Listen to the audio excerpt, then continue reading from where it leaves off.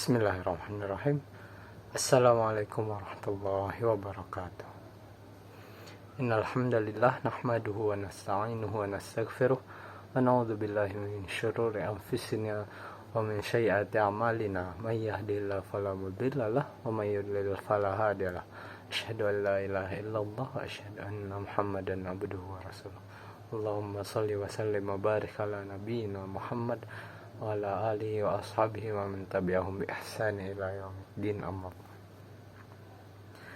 Di sini saya ingin mereview materi tentang keamanan web yang diampu oleh dosen kami, Bapak Kamarudin. Baik, langsung ke materi yang pertama, yaitu teknologi dan basic web security standard. Web adalah sebuah sistem di mana informasi dalam bentuk teks, gambar, suara, dan lainnya yang tersimpan dalam sebuah internet web server ditampilkan dalam bentuk HTML atau Hypertext Markup Language. Kemudian sistem keamanan jaringan merupakan suatu proses untuk melakukan identifikasi dan mencegah pengguna yang tidak sah dari suatu jaringan komputer. Tujuannya untuk mengantisipasi risiko ancaman berupa perusakan bagian fisik komputer maupun pencurian data seseorang. Web security yaitu sebuah tindakan untuk mengantisipasi terjadinya kebocoran data dalam sebuah website atau server yang dilakukan oleh penjahat di dunia digital. Berkaitan dengan keamanan di era digital tidak lepas dari 3 prinsip utama, yaitu confidentiality atau confidentiality ini adalah data-data ataupun informasi yang berada di dalam sebuah website hanya dapat dibaca atau diakses oleh orang-orang yang memiliki kewenangan untuk mengaksesnya. Kemudian prinsip yang kedua yaitu integrity. Integrity adalah data-data yang berada di dalam server atau website yang hanya dapat diubah atau dihapus oleh orang yang memiliki kewenangan untuk melakukannya. Dan prinsip yang ketiga yaitu availability. Maksudnya adalah website harus dapat diakses jika user ingin menggunakannya atau lebih dikenal dengan CIA. Kemudian materi kedua yaitu Open Web Application Security Project atau OWASP.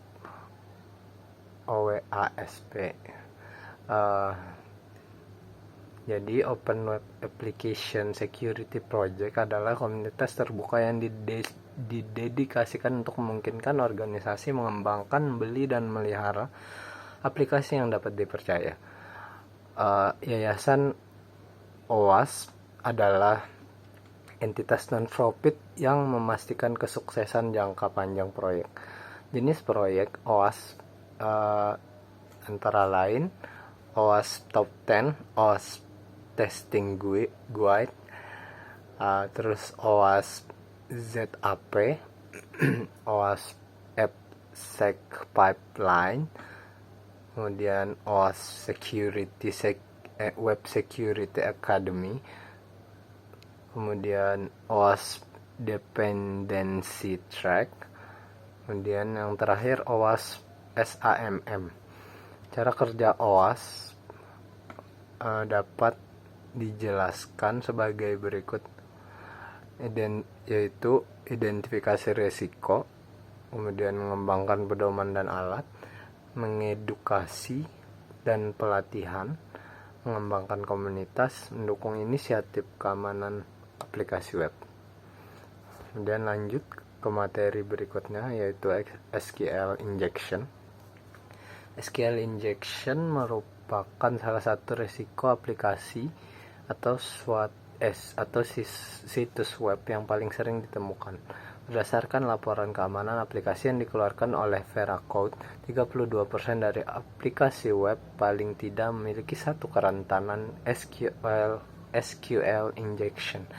Dampak serangan dari SQL antara lain melakukan bypass terhadap mekanisme autentikasi, kemudian melakukan modifikasi data, kompromis integritas data, lalu melakukan kompromis terhadap ketersediaan data, lanjut melakukan pencurian informasi, lalu selanjutnya eksekusi perintah jarak jauh atau remote command execution, kemudian yang terakhir melakukan impersonasi pengguna. Jenis serangan SQL antara lain tautology based attack, kemudian query ilegal atau query yang secara logik salah, illegal logically incorrect queries, kemudian selanjutnya union query, kemudian piggyback query, stored produce, kemudian inference, kemudian yang terakhir alternative encodings. Cara serangan SQL bekerja yaitu yang pertama tahapan riset. Jadi penyerang umumnya melakukan riset dengan mengirimkan berbagai macam nilai yang tidak diharapkan sebagai argumen input. Kemudian dia mempelajari respon dari aplikasi. Kemudian dia menentukan apakah target URL rentan atau tidak terhadap SQL injection. Kemudian pada tahap serangan setelah tahap riset tersebut, pada tahap ini penyerang membuat payload tertentu sebagai nilai input dari argumen, sehingga payload tersebut akan diinterpretasikan sebagai bagian dari perintah SQL ketimbang hanya data. Kemudian database melakukan eksekusi terhadap perintah yang telah dibuat oleh penyerang. Serangan SQL injection terjadi karena aplikasi web yang tidak melakukan validasi terhadap nilai yang diterima dari formulir isian pada web, cookie, parameter input, dan lainnya sebelum lewatkan nilai tersebut ke query SQL yang akan dieksekusi pada server database. Dengan demikian, hal ini memungkinkan penyerang untuk memanipulasi input sehingga data yang dikirimkan dapat diinterpretasikan sebagai kode atau perintah SQL ketimbang sebagai data. Dan lanjut ke materi berikutnya, yaitu broken authentication and session management.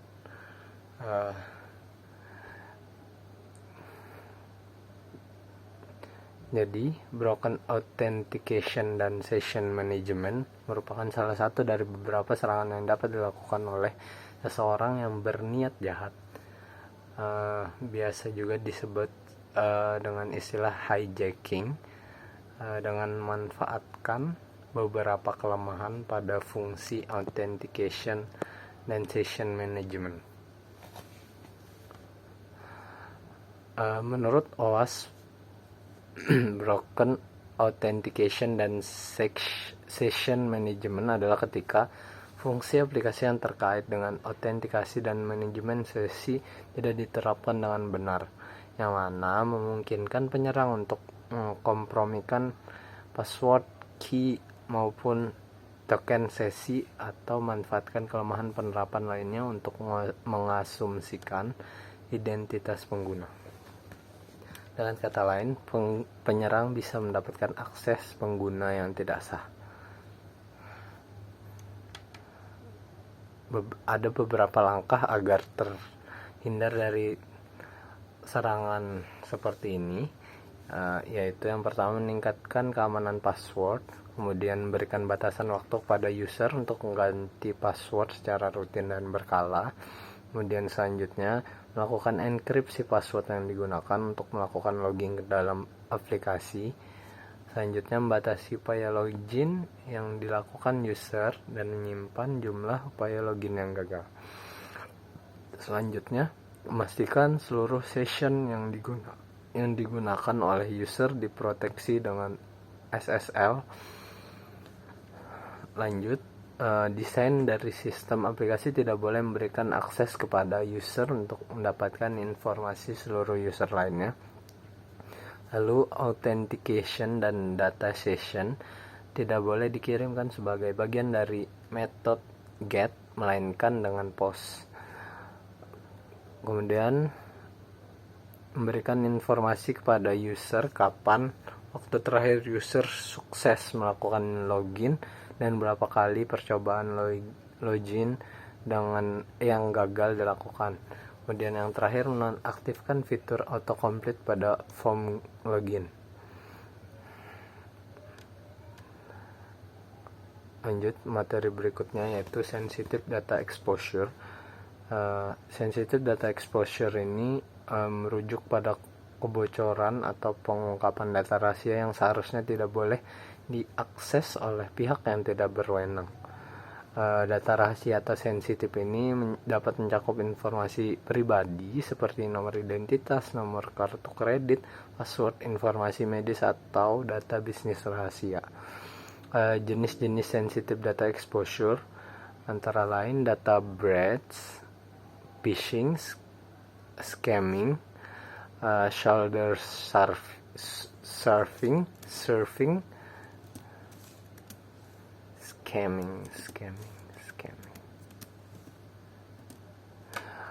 Lalu man in the middle attack, dumpster diving, dan yang terakhir keamanan yang buruk. Lanjut ke materi berikutnya. HTML external entity atau XXE adalah kerentanan keamanan yang terjadi pada aplikasi yang memproses data pada format XML. Kerentanan ini memungkinkan serangan pada sistem dengan cara menyisipkan atau memanfaatkan entitas eksternal dalam dokumen XML yang diproses. Serangan XXE dapat menyebabkan kebocoran informasi sensitif, denial of service atau DOS, atau bahkan eksekusi kode berbahaya.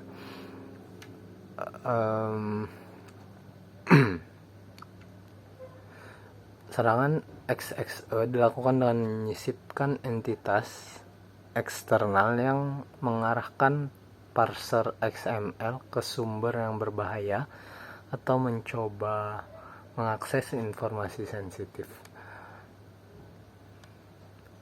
Dampaknya bisa sangat serius.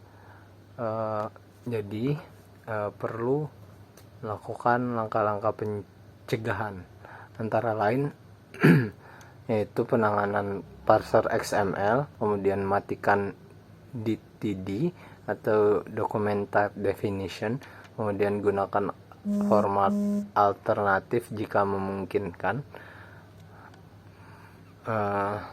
kemudian validasi input, selanjutnya penggunaan API yang aman. Dengan menerapkan hal-hal tersebut, maka organisasi dapat melindungi aplikasi mereka dari serangan XXE dan menjaga keamanan data dan sistem mereka. Lanjut, materi selanjutnya yaitu broken access control. Broken access control adalah jenis kerentanan keamanan pada aplikasi web yang memungkinkan pengguna yang tidak sah atau berwenang untuk mengakses informasi atau fungsi yang tidak seharusnya dapat diakses oleh mereka. Oke. Jenis-jenis kerentanan dari broken access control antara lain vertical privilege escalation, kemudian horizontal privilege escalation, kemudian access control bypass.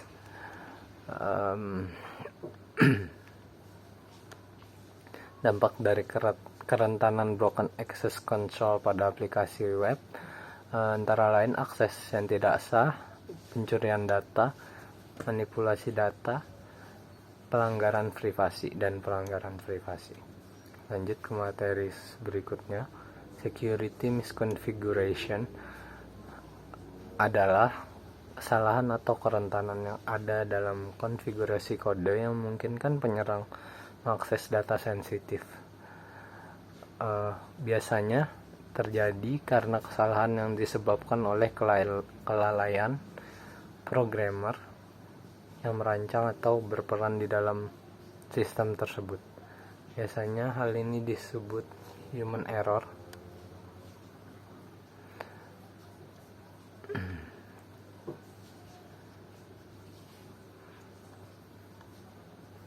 Solusi yang bisa diterapkan untuk memperbaiki kerentanan security misconfiguration adalah perbaiki kekeliruan konfigurasi yang terjadi pada sistem, entah melalui kode ataupun langsung melalui bagian interface pengaturan yang ada. Lanjut ke materi berikutnya, yaitu cross-site scripting atau XSS. Adalah serangan yang berpotensi untuk menjadi salah satu serangan yang paling berbahaya untuk sebuah situs website. Tujuan dari serangan ini adalah mengambil data penting, mengambil cookie dari user, atau mengirimkan suatu program yang dapat merusak user. Namun seakan-akan penyebabnya adalah dari web itu sendiri. Motif yang paling umum di balik serangan XSS adalah untuk mendapatkan wawasan dari data cookie. Karena cookie biasanya digunakan dalam metode yang salah untuk menyimpan informasi seperti session ID, preferensi pengguna, atau bahkan detail login seorang pengguna. Salah satu cara mencegah XSS juga sudah ada dalam fungsi PHP, yakni menggunakan HTML special charts dalam kurung. Namun untuk melakukan escaping juga tidaklah cukup, bisa juga dilakukan dengan cara memblok semua input yang berupa script tag atau image source. Lanjut ke materi berikutnya, privasi dan anonimitas. Insecure decentralization atau desentralisasi yang tidak aman adalah istilah yang merujuk pada situasi di mana sebuah sistem atau jaringan diatur dengan pendekatan desentralisasi, namun implementasinya tidak memadai dan tidak aman.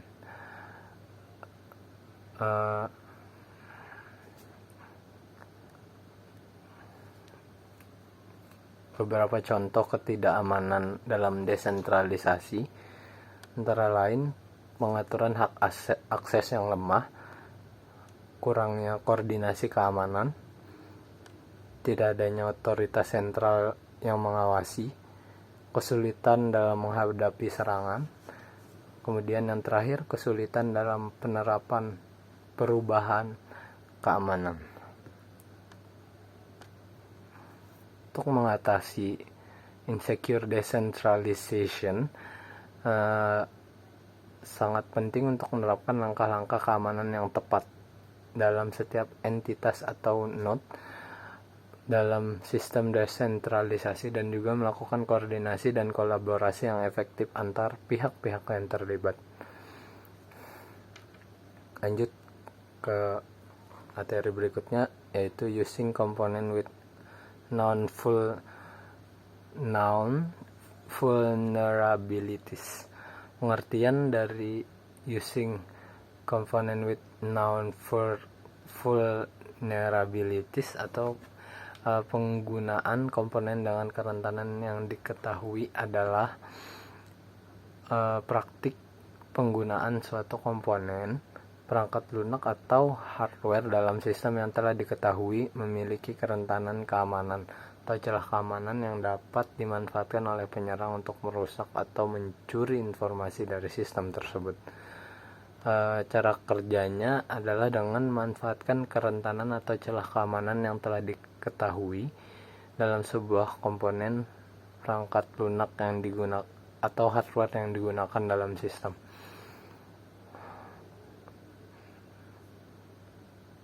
Jenis-jenisnya yaitu kerentanan sistem operasi, kerentanan perangkat lunak aplikasi, dan yang terakhir kerentanan server web. Metode yang bisa digunakan yaitu pemantauan keamanan, pembaruan keamanan, dan yang terakhir segregasi jaringan. Dampak dari using component with known vulnerabilities yaitu kerentanan sistem, kemudian biaya yang membengkak, kemudian reputasi yang bisa menurun. Lanjut ke materi berikutnya yaitu secure coding, materi terakhir. Secure coding adalah praktik merancang program dengan mempertimbangkan keamanan. Tujuan dari secure coding adalah untuk mencegah kerentanan umum dalam perangkat lunak dan melindungi sistem dari serangan dan peretasan. Secure coding juga digunakan untuk mendekati bug, kecacatan atau kelemahan sistem, dan juga memperbaiki logic flows, yang menjadi alasan umum mengapa software mudah untuk dieksploitasi. Secure coding juga mencakup enkripsi sertifikat identitas saat mentransfer data, pengelolaan memori, dan lain-lain. Resiko jika tidak menggunakan secure coding antara lain insufficient login dan monitoring, injection flaws, kemudian XSS atau cross-site scripting, kemudian yang terakhir broken access control. Beberapa sudah dibahas di atas tadi. Mungkin cukup sekian yang dapat saya sampaikan. Kurang dan lebihnya mohon maaf. Wabillahi taufiq wal hidayah wal ridha wal inayah. Wassalamualaikum warahmatullahi wabarakatuh.